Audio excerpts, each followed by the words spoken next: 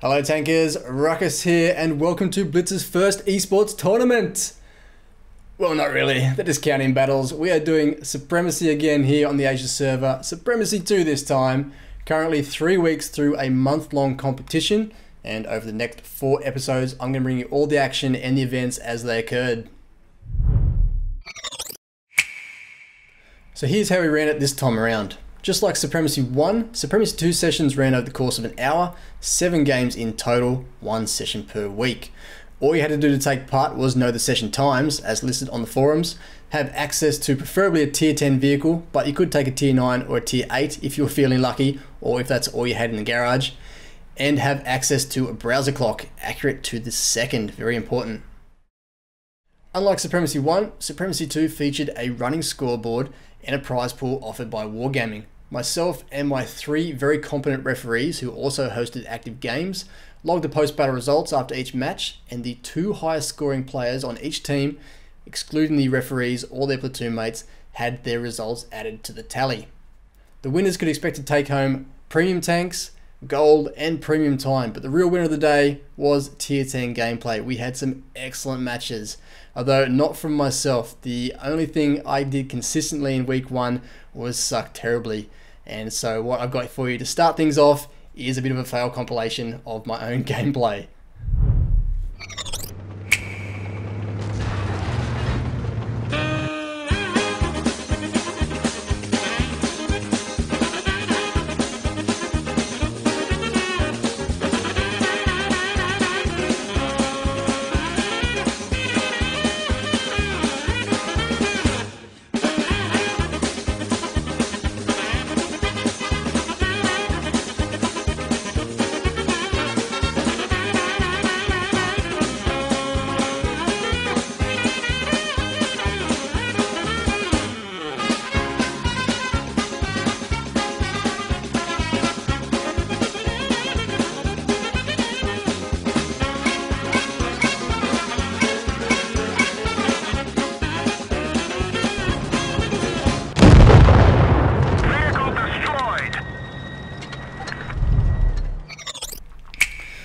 Oh, so much fail.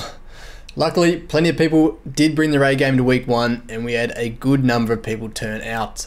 19 active games recorded, a couple of double ups with the referees, but that's to be expected, but 48 names added to the leaderboard, and a different leader for each category. Minamera brought up the damage on 11,993 from 4 games. Poropu led kills on 8 from 3 games, and Chapo was leading XP with 4,053 recorded from 4 games.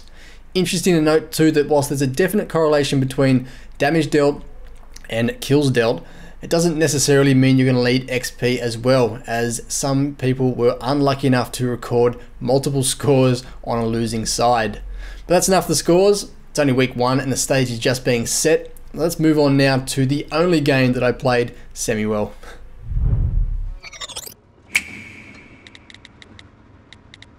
So this was the last game of the session, Game 7, a very tier 10 battle on Himmelsdorf, only one tier 9 on each team. I'm in the T110 E5, not the best city fighting machine, prefer to be holed down in the T110 E5, but it'll do the job in a pinch.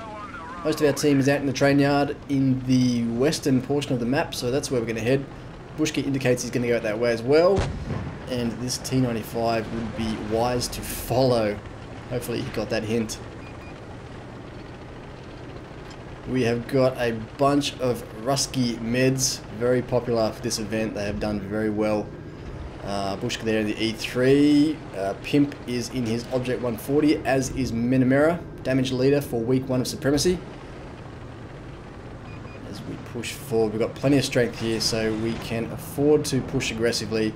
At worst, we'll just have 2 teams facing off against each other, and at best, this STB1 will be isolated, and we can get an early advantage. I'm not going to play this one fantastic. I'm pretty nervous at this point. I've taken an absolute beating up to Game 7, so I don't want to rush into a trap. I'm very concerned about my left flank at this point, crossing out the open. There could be TDs or God knows what down there, so cautiously approaching STB1. Looks like he is isolated. One shot at this guy, he gets wrecked. That is not a good place for a lone medium to be. Looks like the Reds have gone on that eastern road and are about to push down towards the T95 and Bushka, who are holding that east-west road. Could easily hold that road with those two big, well-armoured TDs, so long as they don't get flanked. Pratap H in his Object 140, backing away wisely. The team is regrouped. There's a Jaegeru there at the back. And look out to the left, Bushka is being flanked. Spawns a chariot in his IS-7. He's come around behind him, and I'd like to go help Bushka at this point. I just have to cross here, time this well to get in front of this Jagdpanzer E100. Oh, no, he's not looking to wait. You know what? Screw Bushka. He can take care of himself. I would have preferred to hold on to those 800 hit points, but took a big hit there. And yeah, Bushka goes down to Danger Rux in the 215B. Can I ninja this kill? Yes. Through the drive wheel. Time to side scrape this building and prepare to defend against a rush of heavy tanks.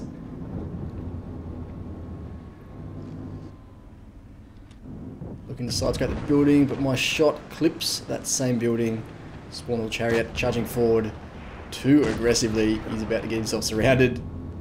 One into his flank and dive back into cover to avoid Danger Rux's shot, which goes just over my engine deck. Side scrape again to bounce the Conqueror. One through his kind of upper plate, or maybe it was side armor. Bro decoy, he's in too deep. Crashes into a building trying to get out of there. Enemy armor is damaged. Groppu, kill leader after week 1 in his Leopard, goes down, leaving Danger Rux in the 215B as the last member of this beleaguered red team. Down he goes. That is a wrap.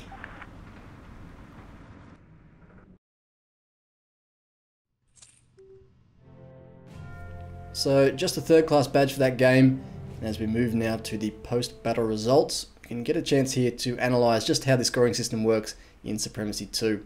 The scores are first ordered by experience earned, with the 2 highest experience earners on each team having their scores recorded.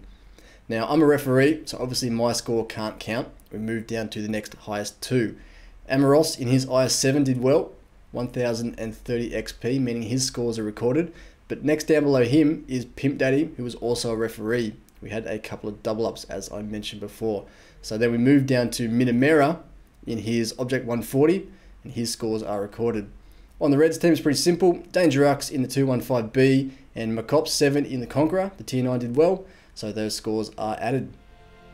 Not a bad game for the T110E5. Decent accuracy, 35,000 credits, and 3.2k XP. And that's a wrap of week 1 Supremacy action, guys. Just a quickie today, but rest assured, following weeks will have much more gameplay, and in a first for the channel, gameplay shot from multiple angles, as we actually had a couple guys during recording this event. Just like to send a quick shout out to my excellent referees, Brendan, Pimp and Snake Eyes, for their help on the night, and to everyone who took part. It was a lot of fun. And that's it for me. I'll see you all soon for week 2's action. Peace.